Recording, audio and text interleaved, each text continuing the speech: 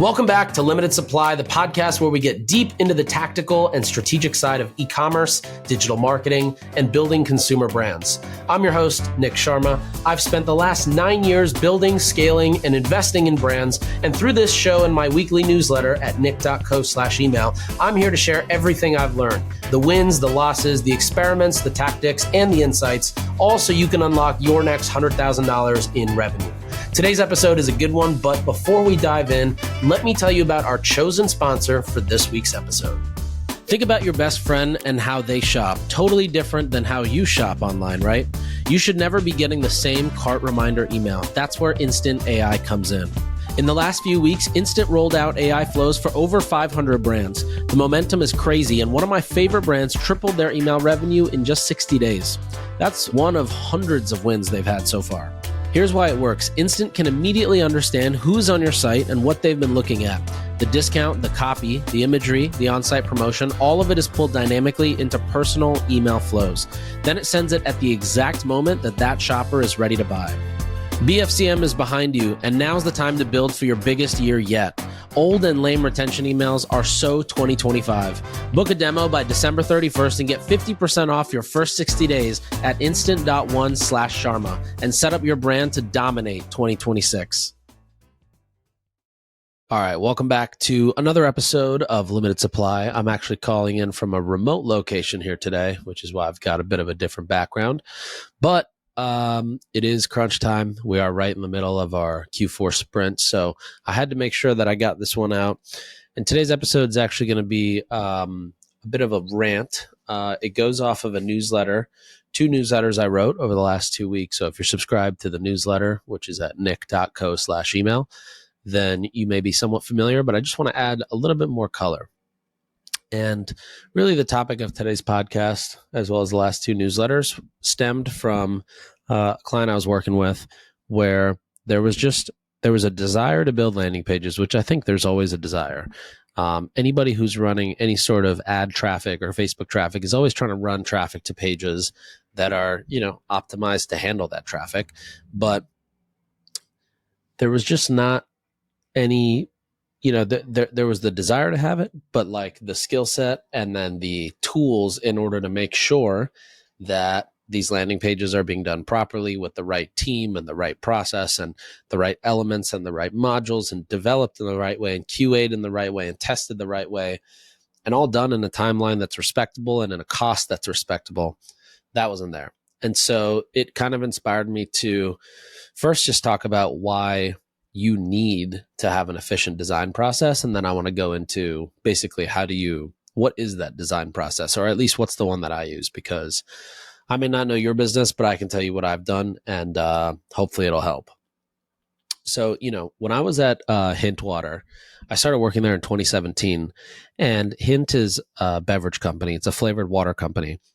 And the thing in beverage that you're always told is that it's a game about shelf space. It's all about the real estate on the shelf. The more shelf space you have as a beverage brand, the more sales you get. And your goal as a beverage brand is to basically dominate the aisle. That's why if you go down grocery stores, you'll notice Coke, Pepsi, and Keurig, which also owns Dr. Pepper Snapple. Those are kind of the 3 big players in beverage. On the snack side, you may have Frito-Lay, which is Pepsi.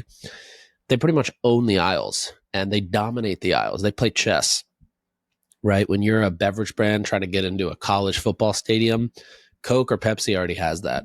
You're a beverage brand trying to get into a baseball stadium, Coke or Pepsi already has it. You're trying to get into an airline, Coke or Pepsi already has it. If you've noticed, everywhere you go, it's Coke or Pepsi. Right? You go to In-N-Out, it's Coke or Pepsi. If you go on an Delta Airlines, it's Coke or Pepsi. And the whole thing is this concept of in retail, it's called slotting. In stadiums and airlines, it's probably some combination of, cutting big breaks for the actual costs and then paying some fee on top of it, sponsorship fee or whatever. But one thing I realized was when I got to Hint and my job was basically director of performance marketing, was that I was way better at getting people to the digital shelf than any of these legacy brands, right? And online, none of these guys were competing with me in a way that, well, one, they could keep up, but two, in a way that was just competent. All of these large kind of CPG players are entirely focused so much on digital content or digital media, but they're not focused on driving any sort of digital sales. And because they're not driving any sort of digital sales, and because their digital stuff is usually managed by agencies and contractors, they have no real sort of feedback loop or, practice that actually shows them what's working and what's not working. And so the biggest opportunity for me as a marketing person, 20 years old at a beverage company, was to crack the code online and try to figure out, how do we build feedback loops? How do we test faster? How do we gather data? How do we test different angles and messaging and creative? When I would look at what these big guys are doing, I would think, wow, these guys are basically launching one campaign a quarter maybe, or one big campaign for a big moment. And then they're letting it rip, and then they're testing, and then they're just basically analyzing what happened.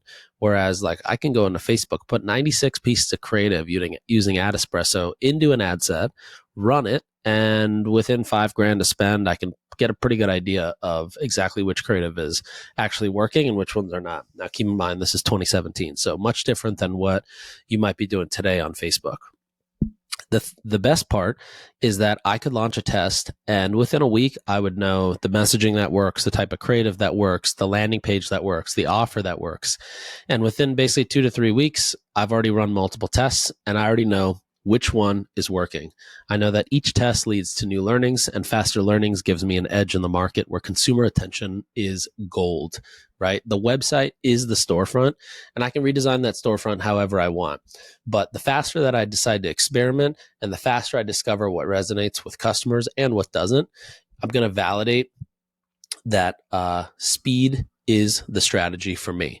And it was so obvious. I remember going to BevNet in 2018 and hearing from somebody that Hint was one of the most advanced direct-to-consumer businesses that existed. This was literally a year after, but it was all just about testing and learning and optimizing, and not being romantic about what didn't work or what did work, but rather just using the data to go forward.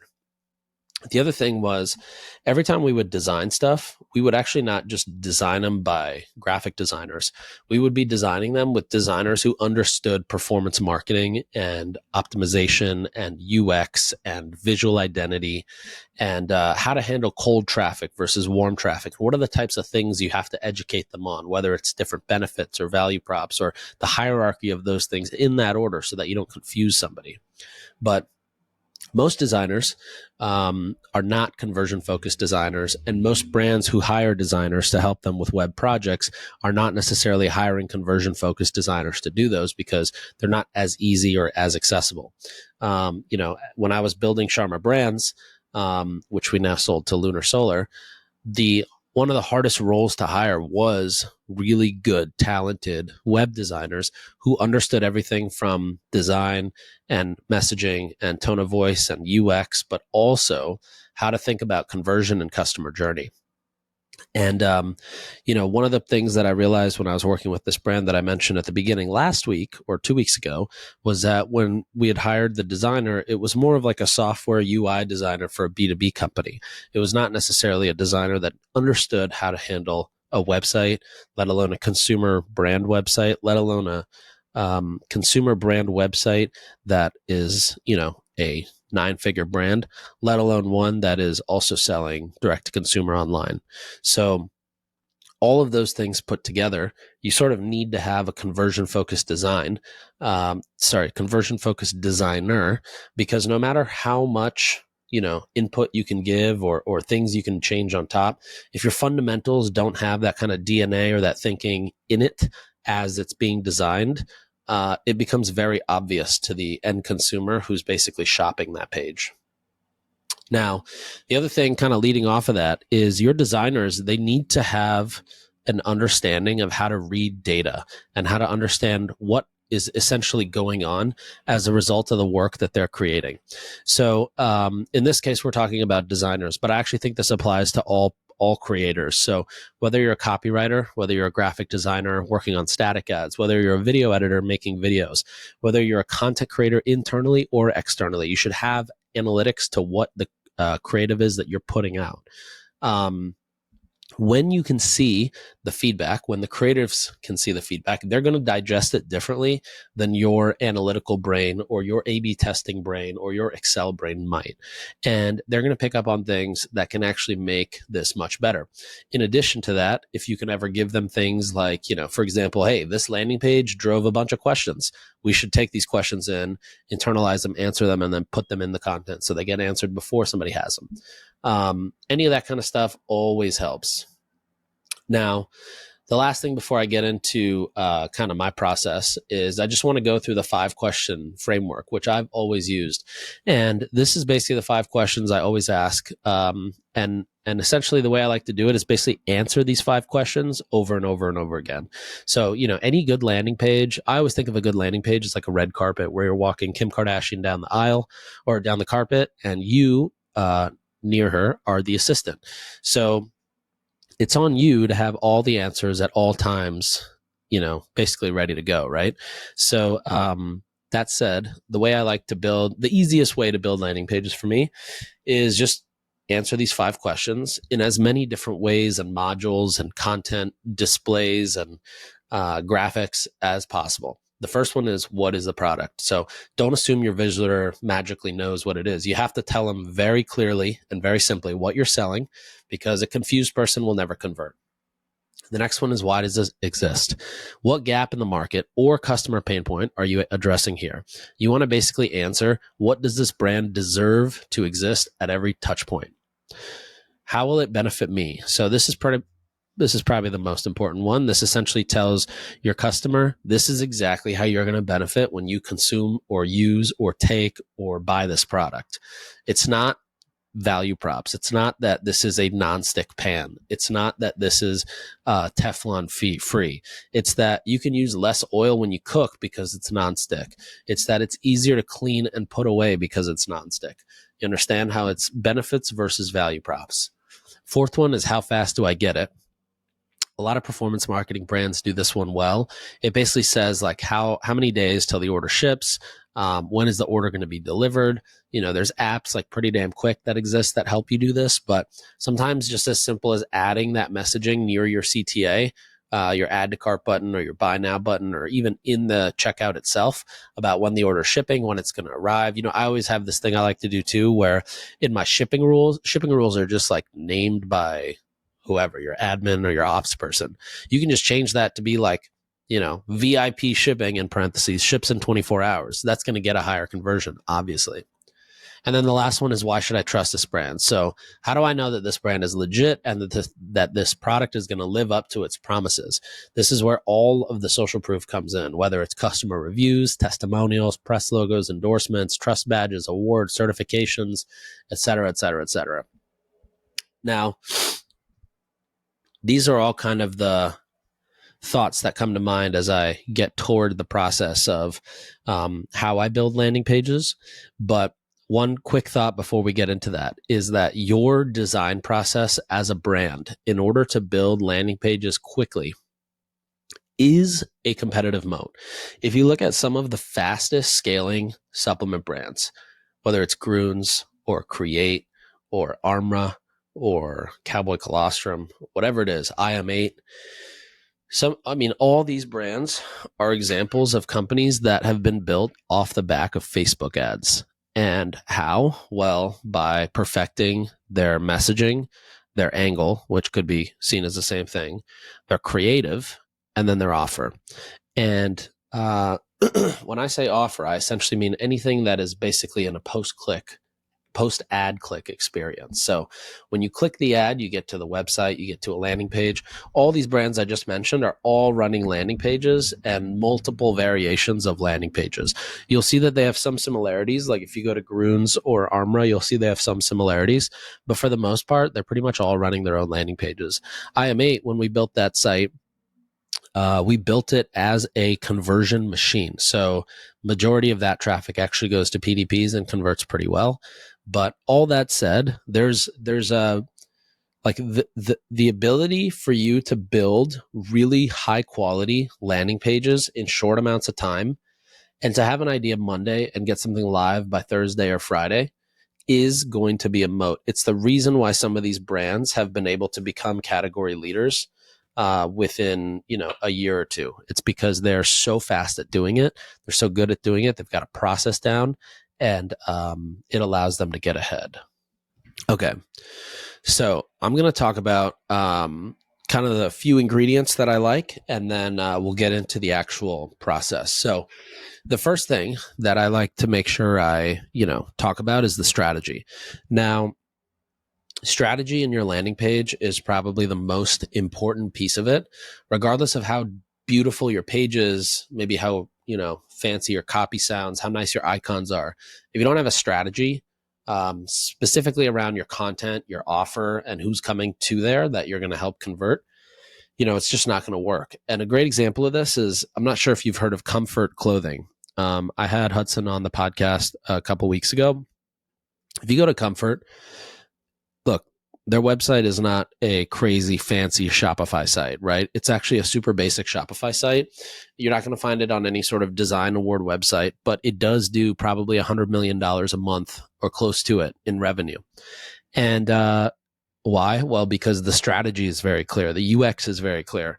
The value props of what Hudson is selling and the benefits of his products and the reviews, the social proof, everything I mentioned before is so clear. It's proof that you don't need fancy UI if you've got everything else. But you've got UX and you've got UI. Your UX is your user experience, right? Your UX is the convenience for the user. It's how easy is it to understand what you're selling. It's how easy is it to add products to the cart. Does anybody get frustrated? Your UI is how pretty does it look? So you might have, for example, you might have, I'm trying to think of an example of UX UI, like cutting through a garden with a short path versus a long path that's much prettier. And maybe that helped illustrate it in your head. I don't know how else to describe it, but UX is basically for your customer, right? UI is for yourself. So always start with UX and focus on UX. You want to make sure that the flow, the messaging hierarchy, the copy, all of that is locked in. I guess we can just get into the process. But typically, how I like to start is I like to put something at the top, right? Either some sort of a customer persona and a primary benefit or pain point you're going to speak to. Brands like Third Love, Liquid IV, and Neurogum all swear by Instant. They've tripled their email revenue, and some like Karen Kane even see a 5x increase. Why? Because AI can build hundreds of versions you'll never have time to make. While you're running your brand, Instant is running the experiments, figuring out what works, and then continuously optimizing to keep conversions growing. BFCM's over, and your next growth run starts now. Grab a demo by December 31st and get 50% off your first 60 days at instant.one/Sharma. So let's say we're picking let's do an example together. We're gonna write at the very top. The angle is going to be better sleep, and the audience is going to be women going through menopause, right? So what I'm going to do is I'm going to write this at the top, and this is going to help me. I like to do this when I write too. I like to put sort of a reaction at the top because I like to make sure that everything ladders back up to that. So that's what we're going to do here. We're going to put the demographic at the top, so menopausal women, and then the benefit that we want to focus on, which is better sleep. Now, what this will allow me to do is as I go through the process, as long as that's on the top, I'm going to make sure that everything I'm putting down on paper or in a doc or in a Figma file ladders back up to that.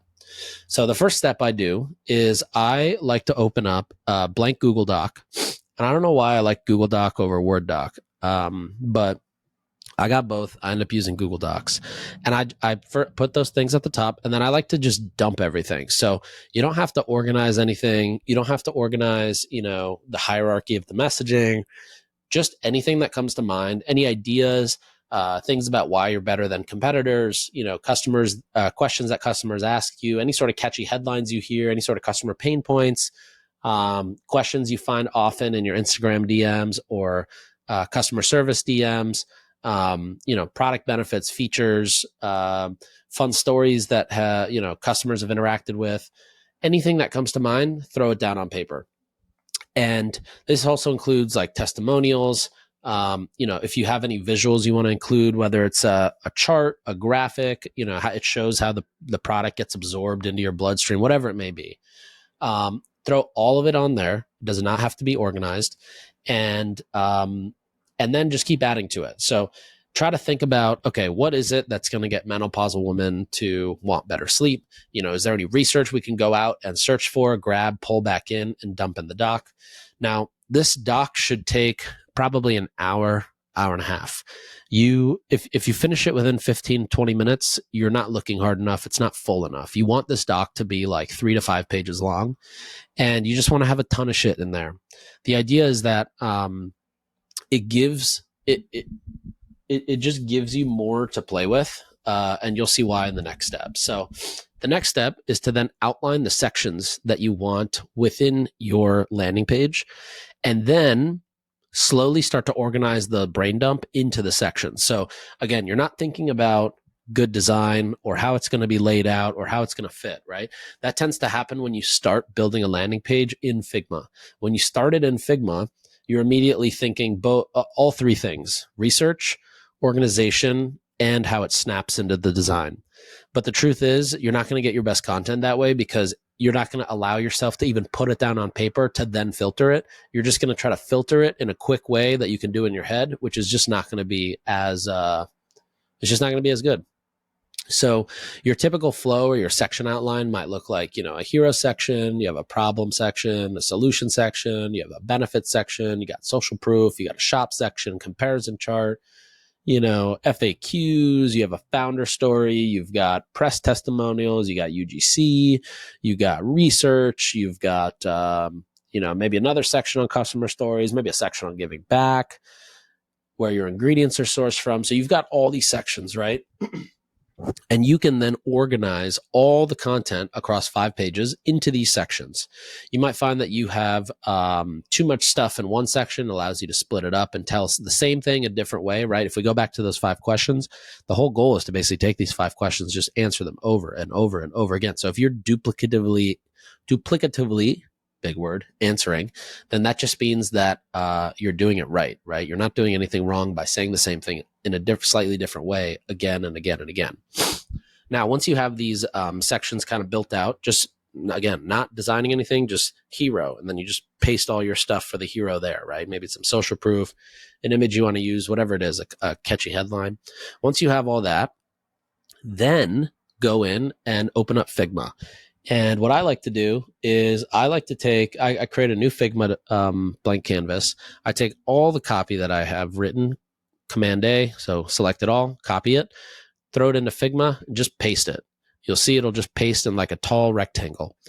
And from there, I like to create a mobile screen frame. So you press F or click frame, and then you look for like an iPhone 16, right? Something that's a regular mobile optimized size. Now, once you have that, I put 2 of those next to each other. So 2 screen sizes next to each other. The reason is I just used the left one just to understand what is above the fold.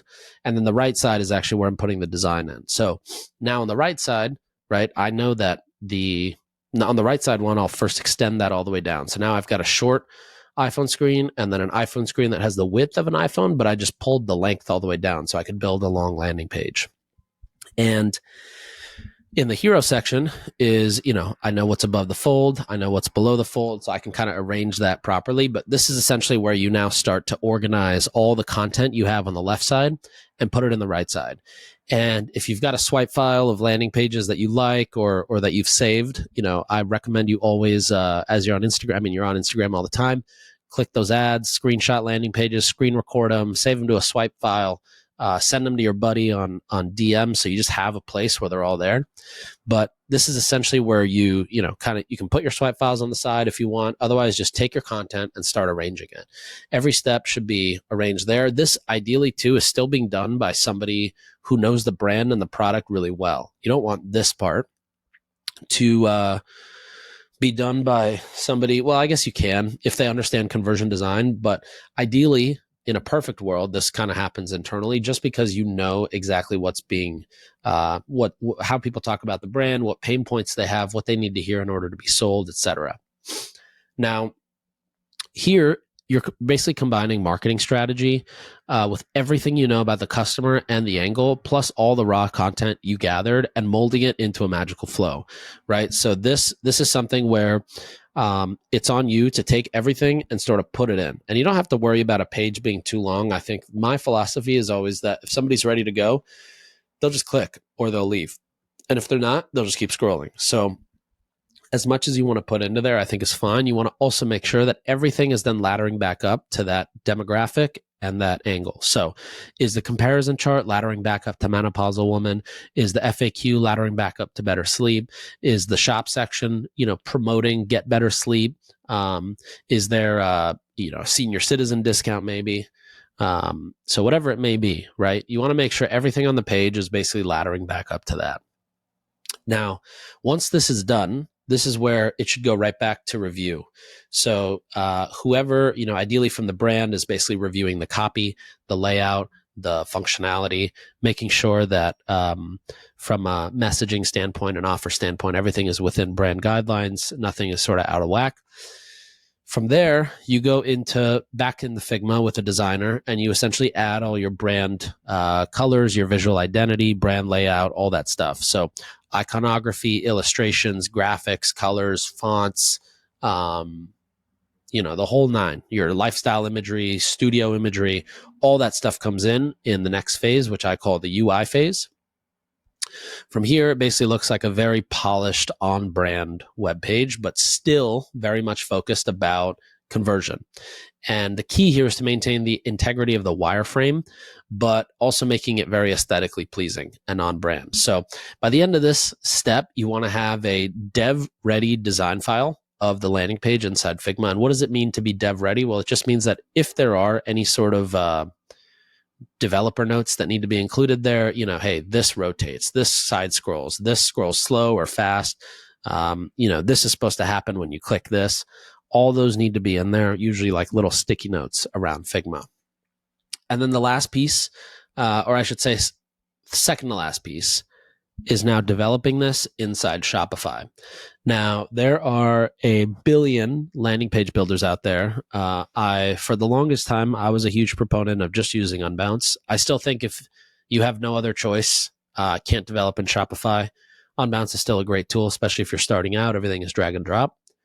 That said, subdomains. So, for example, let me explain. When you use your Shopify site, right, you're using your own domain, and Shopify is tracking everything.